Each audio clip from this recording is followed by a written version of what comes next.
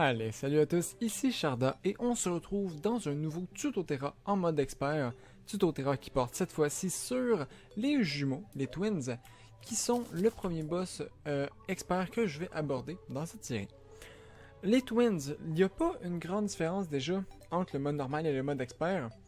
Si on oublie le fait que, évidemment, le mob a plus de vie et fait plus de dégâts, ce qui est la base pour tous les monstres en mode expert. Mais sinon, il n'y a pas de différence significative. Les seules différences sont que Retinizer, donc l'œil rouge, donc l'œil qui tire des lasers, tire ses lasers plus vite et qu'il charge, lorsqu'il charge, plus vite et plus loin, plus sa vie descend. Tout simplement. C'est la différence pour Retinizer. Et Spasmatize, les boules de feu qu'il lance inflige le Cursed Inferno, donc le debuff qui fait qu'on se prend du dégât de feu, plus longtemps, tout simplement. C'est vraiment les seules différences. En gros, ça l'inflige pendant 16 secondes au lieu de 8, donc c'est le double. Donc si vous faites toucher par une boule de feu, vous allez perdre de la vie sur la durée pendant 16 secondes au lieu de 8. C'est dérangeant, certes, oui c'est fort, mais c'est pas vraiment significatif. Si on arrive à bien éviter les boules de feu, ça se fait très très bien, vous allez voir ça. Donc, je vais montrer plusieurs méthodes. Pour le vaincre, la méthode la plus efficace que j'ai trouvée, c'est une méthode qui est assez longue. On prend notre temps. J'ai décidé de prendre mon temps pour ce boss-là. C'est pas un speedrun. On est là pour le réussir, pas pour le réussir le plus rapidement, pas pour établir un record. Donc, ce que j'ai fait, c'est je vais utiliser comme arme, on va commencer tout de suite avec les armes, le Life Drain, qui est l'arme du coffre Crimson. Donc, pas du coffre dans le donjon, mais du coffre du Mimic Crimson. Voilà, on va les appeler comme ça.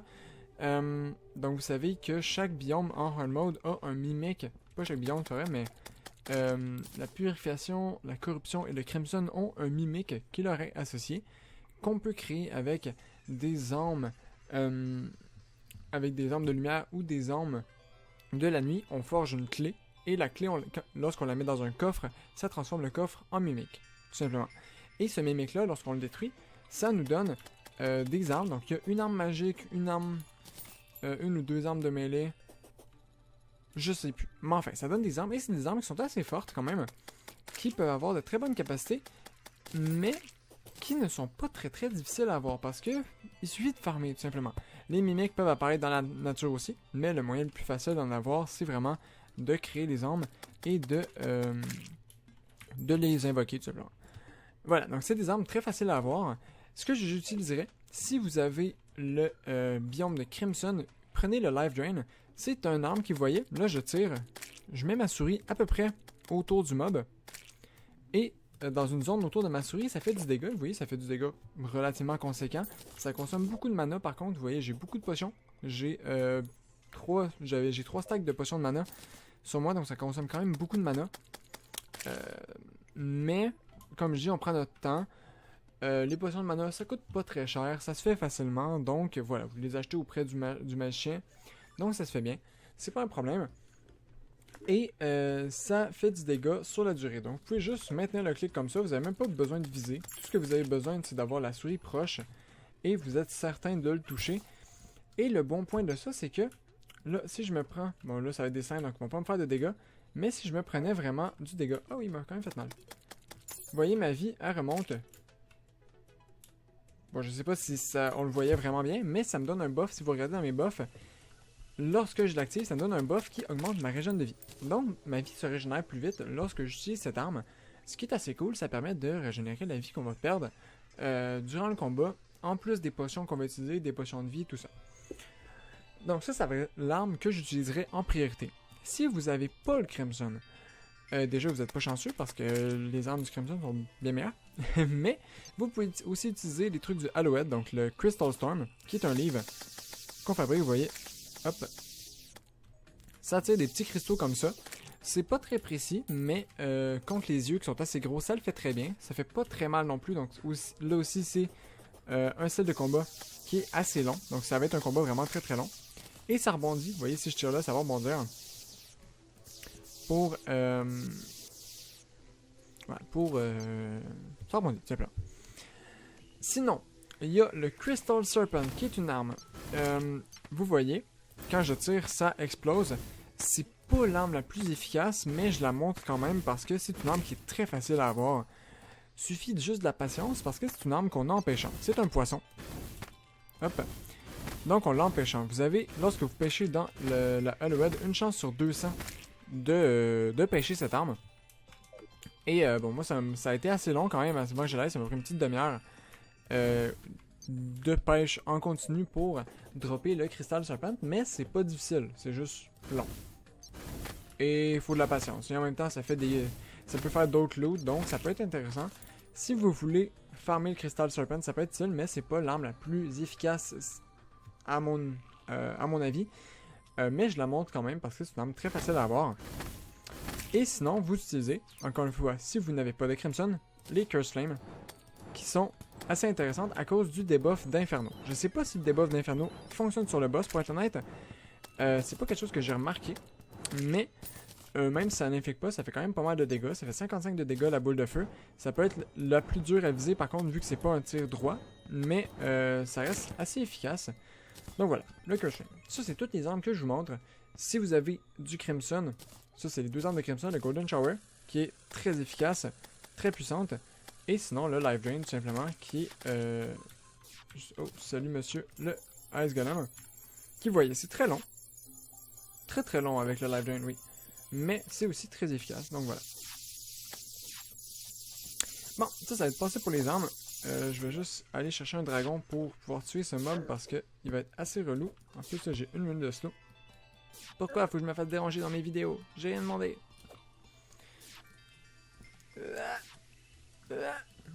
Voilà, je vais aller chercher mon dragon. Ensuite, les armures que je vais utiliser. Donc, l'armure que je vais utiliser, c'est la Titanium l'armure magique de Titanium.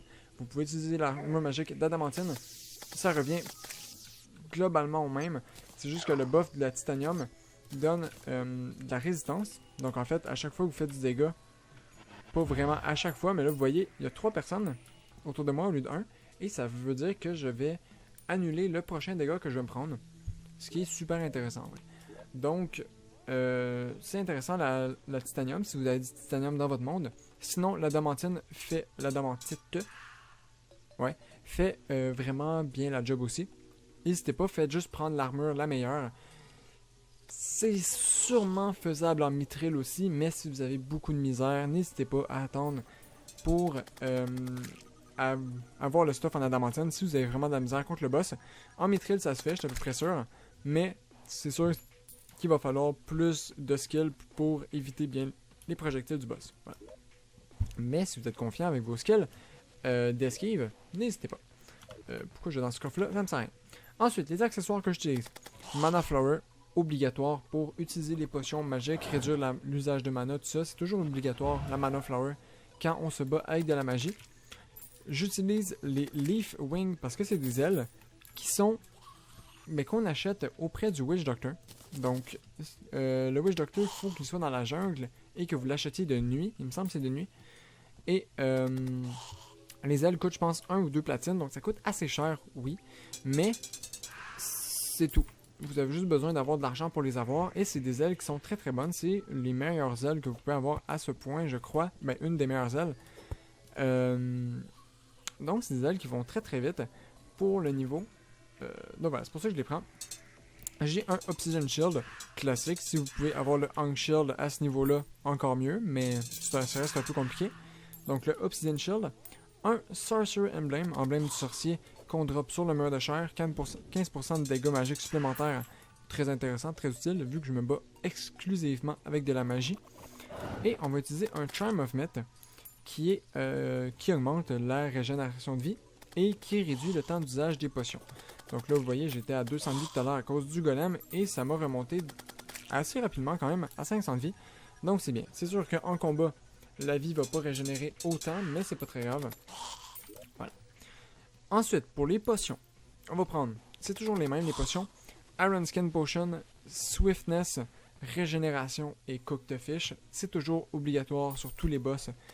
Tous les boss que vous avez de la difficulté, prenez ces potions-là, ça va déjà faciliter grandement le boss.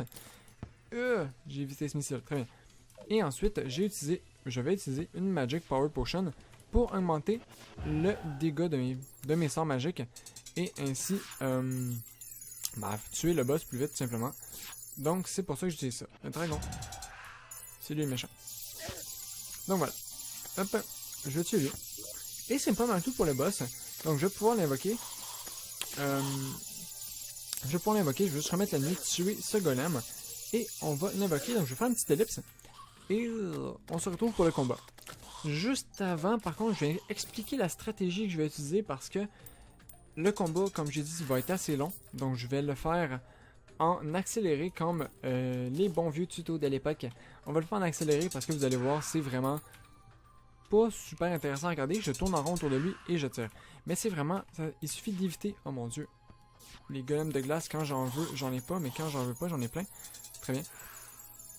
Il suffit vraiment d'éviter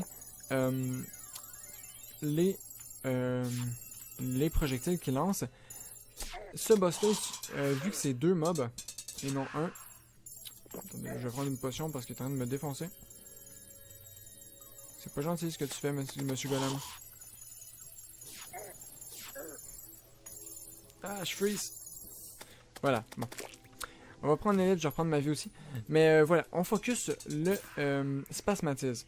On va focuser le boss qui tire des... le boss vert, c'est vraiment l'œil vert. C'est lui qu'on va focuser parce que c'est le plus dangereux des deux. Donc, faut le détruire en premier. Retinizer, on n'a pas vraiment besoin de s'en occuper au début. Évidemment, on essaye d'esquiver ses charges lorsqu'il charge, mais c'est tout. Pas besoin de trop lui prêter attention, on met tout ce qu'on peut sur Spasmatise dès le début. Et lorsque Spasmatise est mort, on peut ensuite se retourner vers Retinizer. Lorsque Spasmatise est mort, parce que Spasmatise n'est pas si difficile à tuer que ça, suffit de bien éviter les boules de feu qui ont le même pattern que ça. Donc les boules de feu, quand ils tirent... Non, c'est faux, ils tirent en ligne droite. Mais vu que la boule de feu est en ligne droite, c'est très facile à éviter parce qu'il suffit de monter, de descendre. Bon là, je suis en UFE évidemment, je vais avoir des ailes. Il suffit de monter ou de descendre, très facile à éviter. Et les charges, généralement, lorsqu'ils chargent, on a juste à avancer en ligne droite pour tout éviter les charges sans problème. Donc voilà, ça se fait vraiment très très bien. Ensuite, Retinizer. Lorsqu'il attaque, là vous allez voir encore une fois, ça va être mieux illustré lors du combat, mais lorsqu'il attaque, il va toujours tirer... En fait, il va toujours essayer de tirer sur vous. Des fois, il vise pas très bien, mais généralement, il tire sur vous. Donc, si vous avancez toujours en ligne droite, donc, admettons, là, j'ai ma plateforme ici, la plateforme que je vais utiliser pour le combat, vous voyez. Si j'avance toujours en ligne droite, normalement, Retinizer qui essaie de se placer au-dessus de vous, ou du moins en diagonale avec vous, ne vous touchera jamais, ou presque. Donc, vous n'avez vraiment pas besoin de vous en occuper.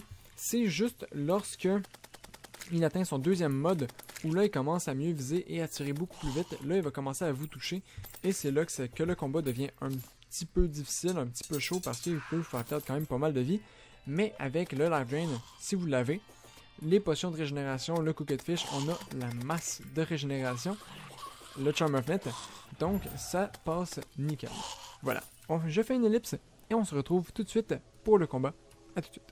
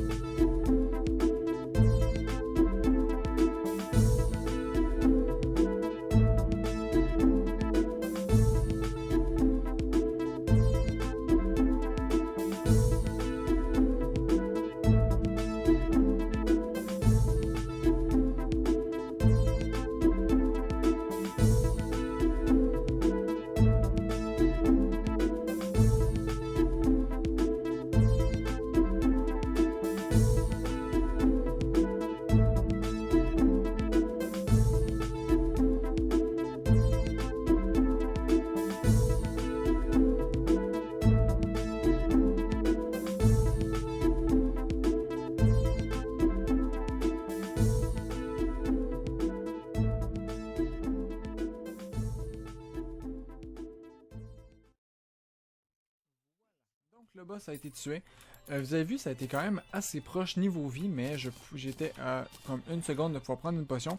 Donc c'est pas si pire que ça.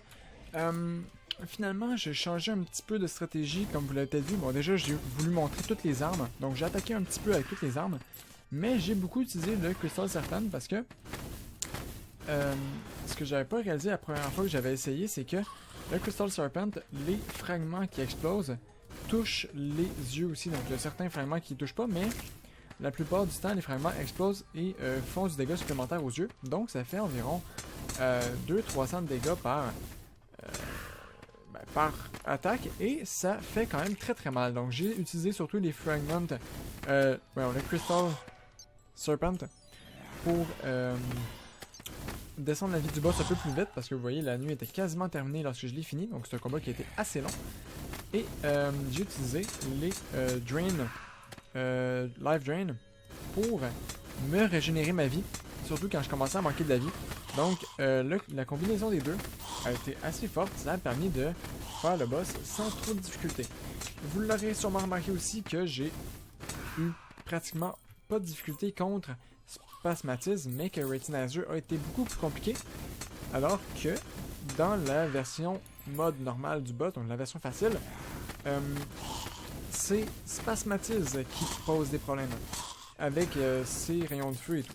Donc voilà, c'est un peu la différence entre les deux boss parce que Retinizer fait quand même beaucoup plus mal avec ses lasers et vu qu'il en tire beaucoup plus, ça devient beaucoup plus difficile à éviter. C'est là que l'armure de Titan entre en compte et que l'armure de Titan devient importante parce que ça me permet d'éviter de temps en temps les attaques qui auraient pu m'être fatales. Donc l'armure en Titan a vraiment aidé. C'est sûr qu'avec une armure en adamantine ça marche aussi, mais c'est beaucoup plus difficile selon moi que l'armure en Titan. Donc voilà.